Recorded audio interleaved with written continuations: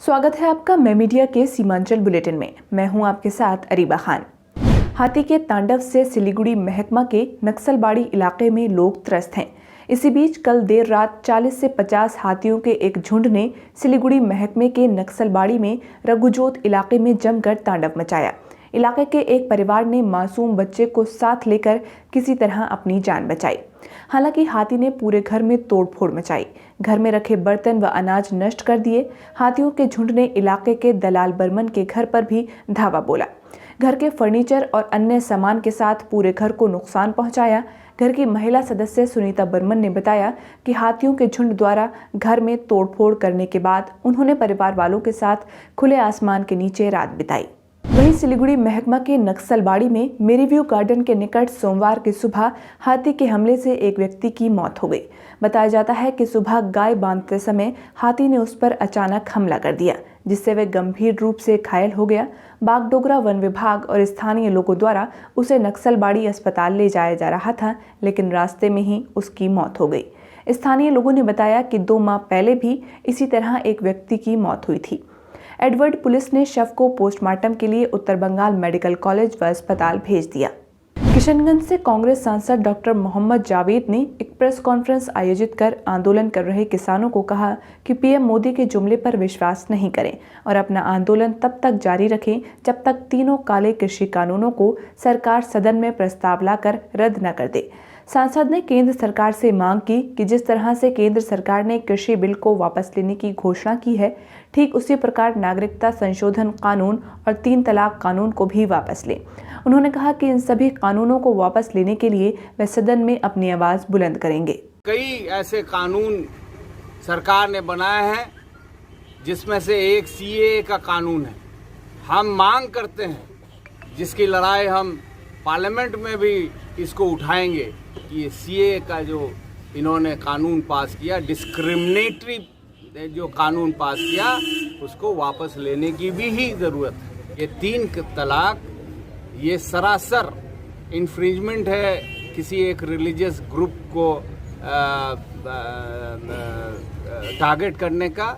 और ये जो महिलाएं हैं कुछ हमारे उस समाज की, उसको खुश करने की कोशिश की है, लेकिन ये असल में खुश करने की बात नहीं है, ये लोगों को परेशान करने की बात है। तो इसके लिए हमने पार्लियामेंट में बहुत विस्तार से इस पे चर्चा की थी और उसी पे हम अमल करना चाहते हैं। उसको अगर आप चाहें तो मेहरबानी करके उसको आप देख लें।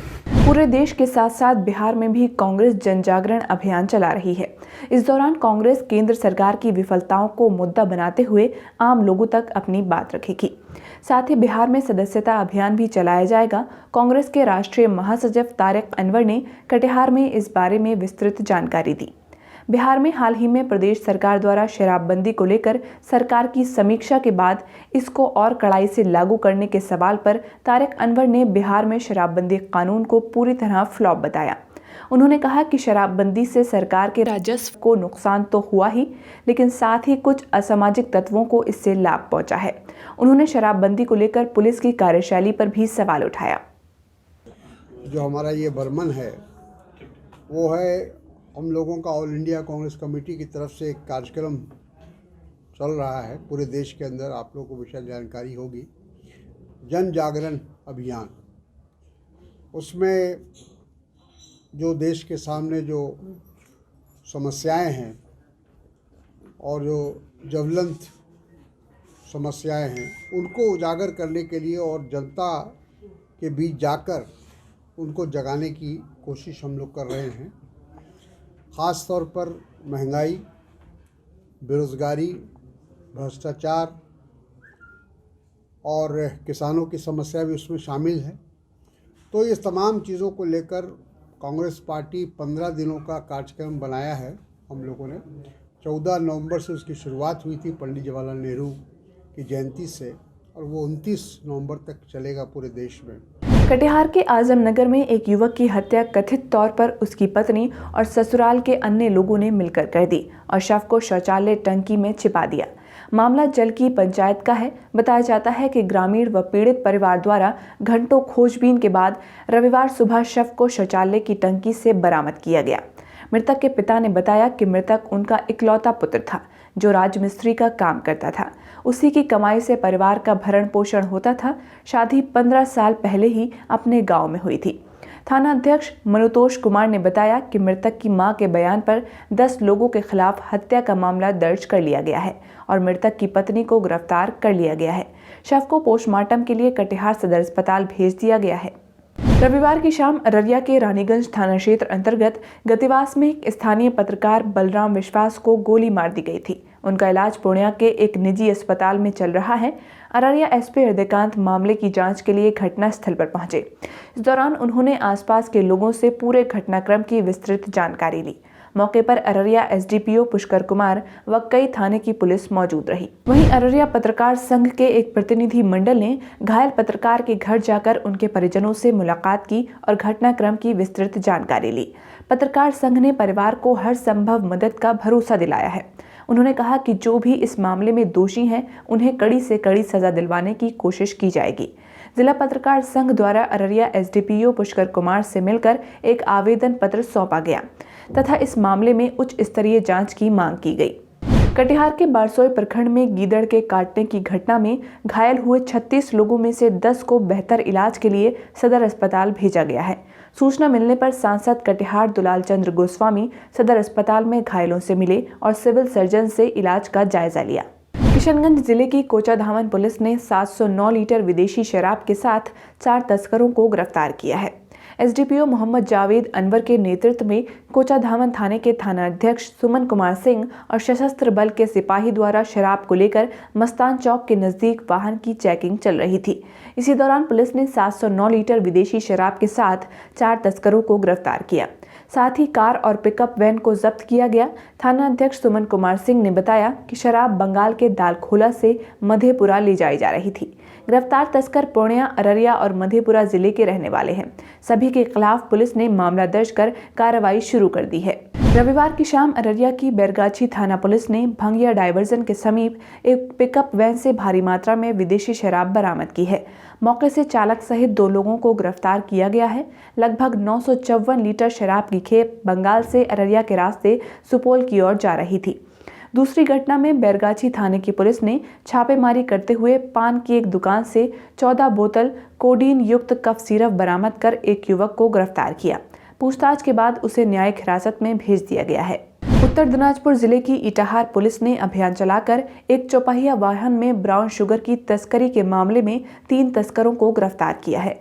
पुलिस ने तस्करों के पास से 3 मोबाइल फोन, ब्राउन शुगर और एक चौपहिया वाहन बरामद किया। इटाहार पुलिस ने तीनों आरोपियों को सोमवार दोपहर को रायगंज जिला अदालत में पेश किया। बरामद ब्राउन शुगर की मात्रा 102 ग्राम थी। इसकी बाजार मूल्य करीब 2 लाख रुपए है। गिरफ्तार 3 आरोपी मालदा के रहने वाले हैं। पुलिस ने सोमवार को तीनों आरोपियों को रायगंज जिला अदालत में पेश किया। पुलिस अधीक्षक सचिन मक्कड़ ने सोमवार को इस्लामपुर जिला पुलिस लाइन के नवनिर्मित गेट का उद्घाटन किया।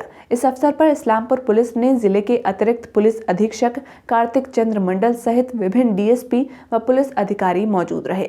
उद्घाटन के मौके पर पुलिस अधीक्षक सचिन मक्कड़ ने कहा कि इस्लामपुर थाने के एक हिस्से को जिला पुलिस के लिए पुलिस लाइन के रूप में इस्तेमाल किया जा रहा है।